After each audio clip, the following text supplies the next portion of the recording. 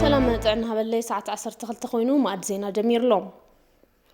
بيت مخري فيدرشنا بطريقه قراربا طرعنات وهابا وسانه فطاطمان زلعلو قرتاتات كمزفتح استامنلو تكالاو ريفورم ان كايديم حق منغستاونات نلعلنات حق منغستن زلاق سلامن هاغراو حدنت وصيتاو كففل هافتن تكالاو ناي مفصام عقمن تخرتات ريفورم مخانم افغوباي بيت مخري فيدرشن ادم فرح تزاريبهم تبيت مخري حق منغستاونتن لعلنات حق منغستنا ملكيتو مس افغوباي كللات تقلالي عقبت حقن قبائي متصاري حق منغستي كمون مستوكلتي بيت فردتات النازتيم هبت زتا بيت مخرف فيدرشن بطريقه قراربا طرعنات او ههبا وساننا فطاطمان زلعلو قرتاتات كم زفتح استعملوا تكلاو ريفورم مصنعت قبات كرخبو يوم تباهيلهم نملعل زتا واديس ابا يونيفرسيتي مهورات حقي نقرب بزلو مصنعت ريفورم زنقع وسانتات اداتاونت بوليتيكا صقم طريت ترغم حق منغستاو وسانن نخلو زسمع زي مخان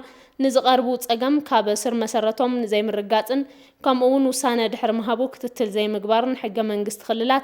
قطتا كاب فيدرال تغلبطو مخانوم زي مستخال بيت مخري فيدريشن زي تساغروم صقمات كم زخونو تغليطيوم افغوباي بيت مخري فيدريشن ادم فراح تكالاو لوط زدلي ابسر راحت بيت مخري زلعلو صقمات نمقراف تحاسيبو إلهم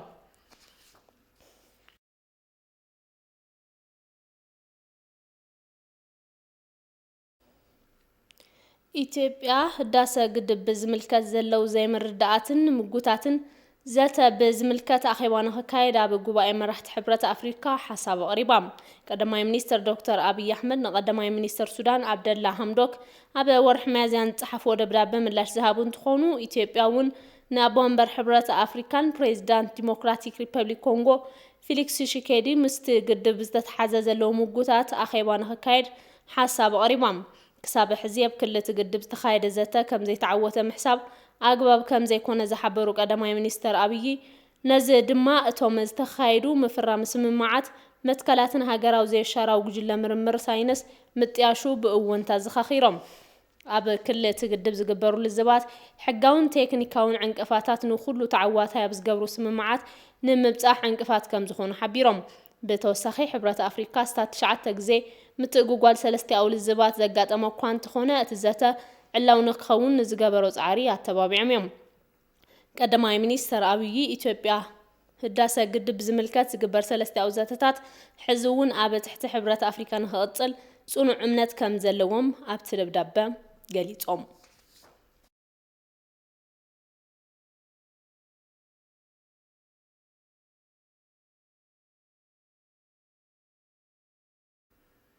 أبلع له حزب أمحارة زبطح زلو تقعات زخونون سلفتات منغستي سبعون ديمقراسيون مسل زيغاتات نخرجاجتن مننت مسرت جبر متقعات تطون خبلو ملخت زتمحلالف لهم من بارم بيت صحفات قدات كوميونيكيشن منغستي أمحارة قاليت الله سلام تسقايز الآخرنا تبصب بريه برهانه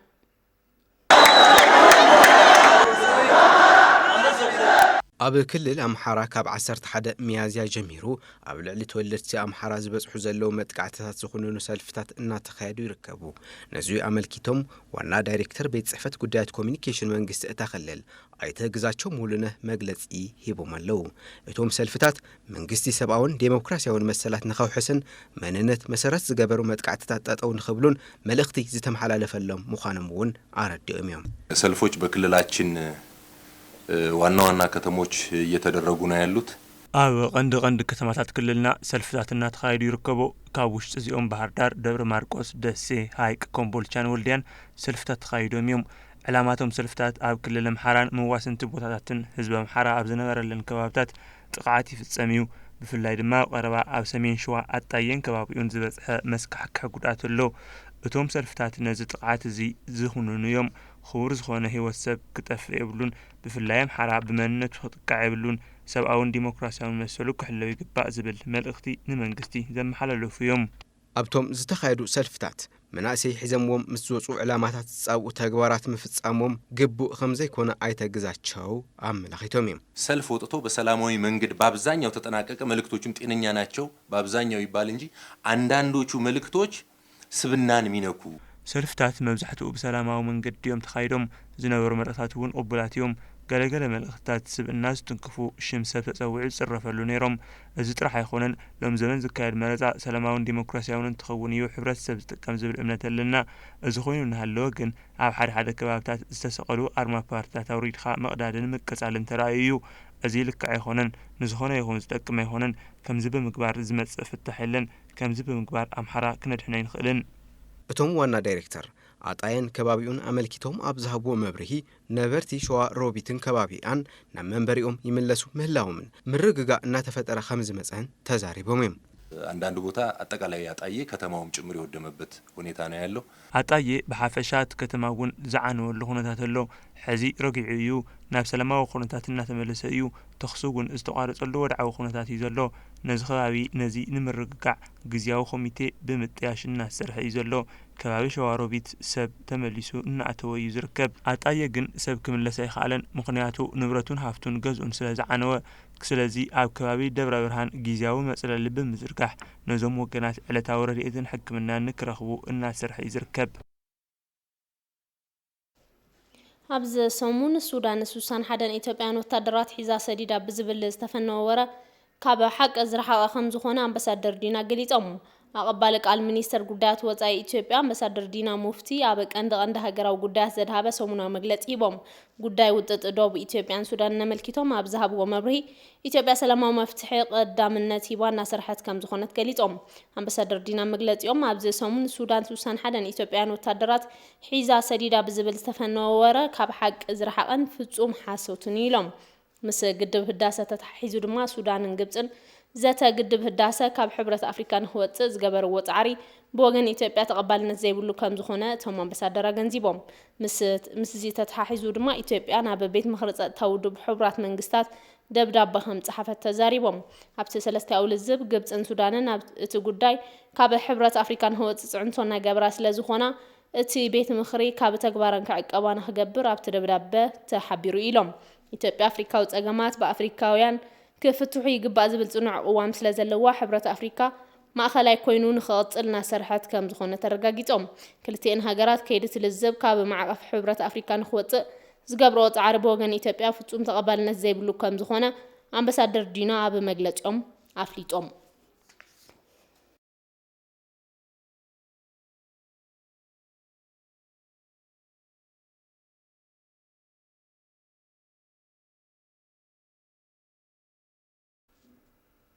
ኣብ ኣውሮፓ ሓደ ኣባላት ፓርላማን መንግስታትን እናጋውሕዎ ዘለው ዝተዛብዐ ሓበሬታ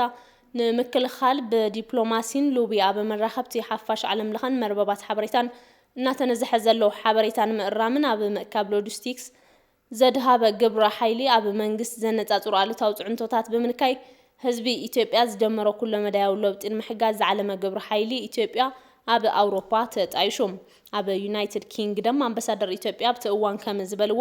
ኣብ ዩናይትድ ኪንግደም ልዕሊ 70 ላዕለዎት ምሁራን ነቃቃሕቲ ማሕበራዊ ሚድያ ዘተኣኻኸበ ዲፈንድ ኢትዮጵያ ብደረጃ ኣውሮፓ ተጠናኺሩን ተዋዲዱን ተቐፂሉ ኣባላት ፓርላማን ጉጅለ ቲንክ ታንክ ዓለም ለኸ ሚድያታት ዘሕድሮ ፅዕንቶ ብቐሊሉ ምንካይ ይከኣል ኢሎም። ኣብ ክልል ትግራይ ዝተወሰደ ስጉምቲ ምኽባር ሕጊ ስዒቡ ብገለ ወገና ዝተኸፈተ ዝተዛብዐ ሓበሬታ ናይ ምውፋር ተደጋጋሚ ፃዕሪ ንምእራምን ኣባላት ፓርላማን መራኸብቲ ሓፋሽን ዝሓዝዎ ጉጉይ መትከል ንምስትኽኻል ምውዳቡ ዝለዓለ ዓቕሚ ከም ዝፈጥር ተገሊጹ እዩ። ኤምባሲ ኢትዮጵያ ካብ ለንደን።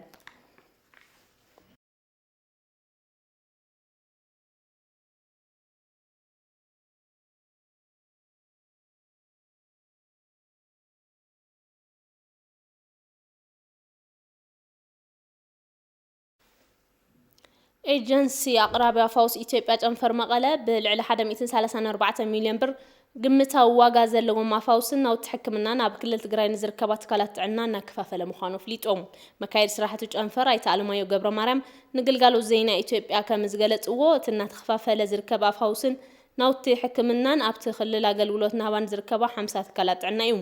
እቲ ኤጀንሲ ቅድም ክብል እውን ኣብቲ ክልል ዝርከባ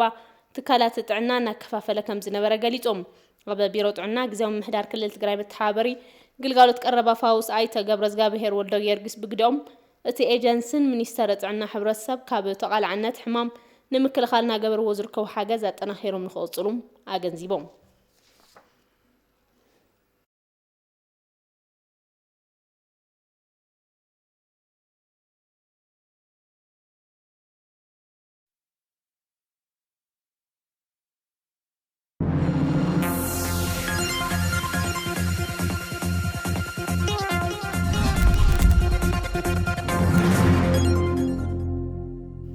ካብ ሃገራዊ ቦርድ መረፃን ኩሎም ፓርቲታት ፖለቲካ ዝተዋሃበ ሓፂር መተሓሳሰቢ ከም ዘፍልጥ ሃገራዊ ቦርድ መረፃ ቀደም ሰዓብ ወረቀት ድምፂ መውሃብ ወኒኑ ንሕትመት ድልውያ ምግባር ይርከብ ብምዃኑ ፓርቲታት ፖለቲካ ምስ ሕፁያት ዝራኸብ ዝኾነ ጥርዓን ብቕልጡፍ ክውዳእ ይግብኦም ብመሰረት እዚ ዝኾነ ምቕያር ሕፁ ወይ ከዓ መተካእታ ዝኣመሰሉ ሕቶ ዘለኩም ፓርቲታት እዚ ሓበሬታ ምስ ወፀ ኣብ ውሽጢ 24 ሰዓታት ንዋና ቤት ጽሕፈት ሃገራዊ ቦርድ መረፃ ንኽተእትዉ ኣተሓሳሲብሎም ድሕሪ ምጅማር ሕትመት ድምፂ መውሃቢ ወረቀት ምስ ሕፁያት ዝተረኸበ ለውጢ ዘየተኣናግድ ምዃኑ ሃገራዊ ቦርድ መረፃም ሓቢሩሎም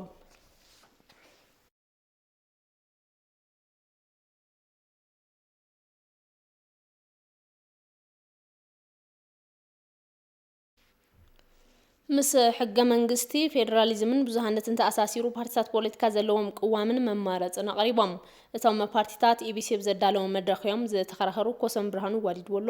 ይብራህ ኣባዲ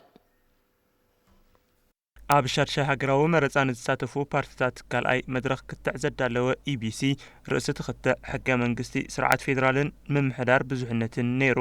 ፓርቲታት ኣብቲ ርእሰ ጉዳይ ቅዋውምን ቀጸልቲ ትልምታቶምን ኣፋሊጦም እዮም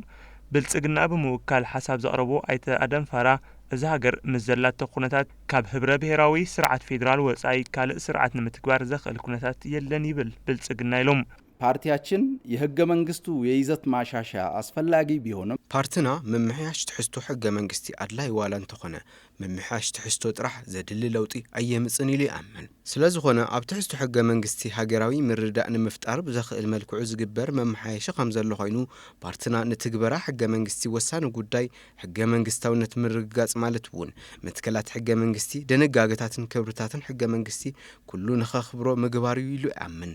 ብሕገ መንግስቲ ስርዓት ፌደራሊዝምን መምሕዳር ብዙሕነትን ዘለዎም ኣማራጺ ዘቕረቡ ፓርቲ እናትን መላ ኢትዮጵያ አንድነት ድርጅትን ተወከልቲ ብወገኖም ሕገ መንግስታዊ ስርዓት ብዙሕነት ንምትእንጋድ ዓቕሚ ስለ ዘይብሉ እዚ ንምዕራይ ስርዓት ፌደራልን ብዙሕነት ናይ ምትእንጋድ ኣካይዳን ዝሐሸ ንምግባር ከም ዝሰርሑ ገሊጾም በጎሳ ላይ ተመስርቶ የተዋቀረው የኢትዮጵያ ፌደራል ስርዓት ብዓሌት ተመስሪቱ ዝተዋቀረ ስርዓት ፌደራል ኢትዮጵያ ክልላት ተወለድቲ ንዝበሎም ህዝብታት ዋንነት ዝህብ እንትኾን እዚ ድማ ብሓደ ገጽ ካብ ክልለይ ውጹለይ ብኻልእ መዳይ ድማ ናትካ ዘይኮነስ ናተይ ክልል እዩ ብዝብል ኣብ ዝተፈላለዩ ክፍልታት ሃገርና ንዝረአ ደማዊ ጎንፅታት መሰረት ምዃኑ ፓርቲ እናት ይገልጽ ሕገ መንግስቱ በፍጹም አምባገነናዊ ይሆንና እቲ ሕገ መንግስቲ ፍጹም ውልቀ መላኽን ዘይነካእን ባህር ኣለዎ ዝሕደስ እውን ኣይኮነን ኣብ ዓንቀጽ 105 መሰል ባህር ኣለዎ ስለዚ እዚ ሕገ መንግስቲ ዘይሕደስ ስለ ዝኾነ ብውሳነ ህዝቢ እዚ ሕገ መንግስቲ ንሓንሳእን ንሓዋሩን ህዝቢ ንኸዕርዮ ጻውዒት ይቐርብ ኣብ መካትዒ ርእሰ ጉዳይ ሓሳብ ዘቕረበ ፓርቲ ነጻነትና እኩልነት ብዙሕነት ከም ዕድል ብምርኣይ ስርዓት ፌደራል ዘለዎ ጎደለታት ንምዕራይ ስጉምቲ ከም ዝወስድ ብተወካሊኡ ገሊጹ ነጻነትና እኩልነት ፓርቲ ነጻነትና እኩልነት እዞም ስዕቡ ስጉምትታት መስተኻኸል ክወስድ እዩ ቀዳማይ ኣብ ሃገርና ዘሎ ልዑል ጉድለት ዴሞክራሲ ብምምላእ ሓቃውን ዴሞክራሲያውን ስርዓት ፌደራል ንኽህነጽ ምቹው ማዕቐፍ ፖለቲካን ሕግን ክፈጽር እዩ ካልኣይ ሃገራዊ ሓድነት ብዙሕነት ብዘኽብር ኣገባብ ንኽትግበር ናይ ዜጋታት ሰብኣውን ዴሞክራሲያውን መሰላት ንክኽበሩ ምቹው ኩነታት ክፈጽር እዩ ኢቢሲ ኣብ ዝተፈላለዩ ርእሰ ጉዳያት ክትዕ ፓርቲታት ፖለቲካ ከሳልጥ እዩ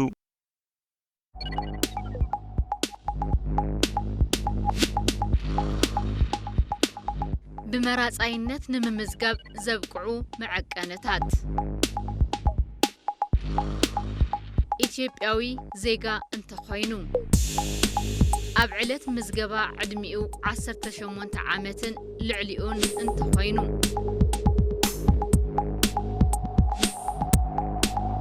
ኣብቲ መረፃ ክልል እንተወሓደ 6 ወርሒ እንተነይሩ ብመራፃይነት ክምዝገብ ይኽእል እዩ بمراصايነት ንምምዝጋብ ዘየብቅዑ መዐቀነታት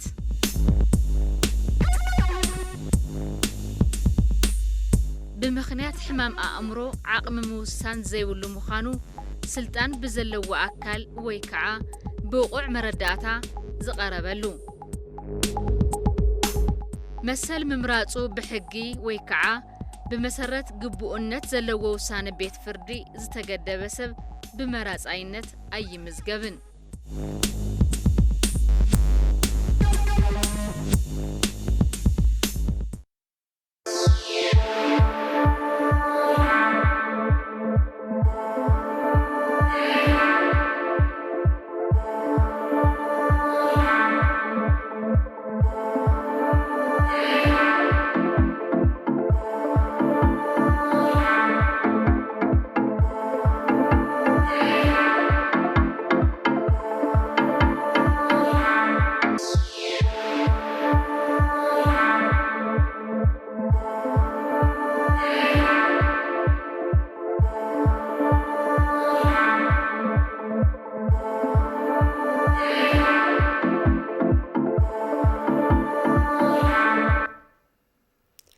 ኣብ መንጎ ኣባላት እቲ ትካል ዘጋጥሞ ፈላላያት ብልዝብ ንኽፈትሑ ኢጋድ እወንታዊ ግድኡ ንምውፃእ ድልዊ ከም ዝኾነ ሓላፊ ቤት ጽሕፈት ኢጋድ ኦስማን ሓሰን ቢላል ገሊጾም።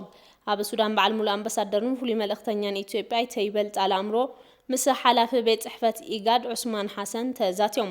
ኣምባሳደር ይበልጣል ኣብ ጉዳይ ዶብ ኢትዮ ሱዳን ምይጥ ግድብ ህዳሰን ብዝምልከት ቅዋም ሃገሮም እንታይ ከም ዝኾነ ብሪሆም። ኣብ ክልቲኦም ጉዳያት ዘሎ ኣፈላላያት ብሰላማዊ መንገዲ ንምፍታሕን ኣብ ዝቐጠና ሰላምን ድሕነትን ንኽረጋገጥን ኢትዮጵያ ዘለዋ ጽኑዕ ቅዋም ኣረጋጊጾም። ሓላፊ ቤት ጽሕፈት ኢጋድ ኦስማን ሓሰን ቢላል ብግድኦም ነቲ ዝተገበረሎም መብርሂ ኣመስጊኖም። ኣብ መንጎ ኣባላት እቲ ትካል ዘጋጥሞ ኣፈላላያት ብምይጥ ንኽፈትሑ ኢጋድ እወንታዊ ግድኡ ንምውፃእ ድልው ከም ዝኾነ ገሊጾም።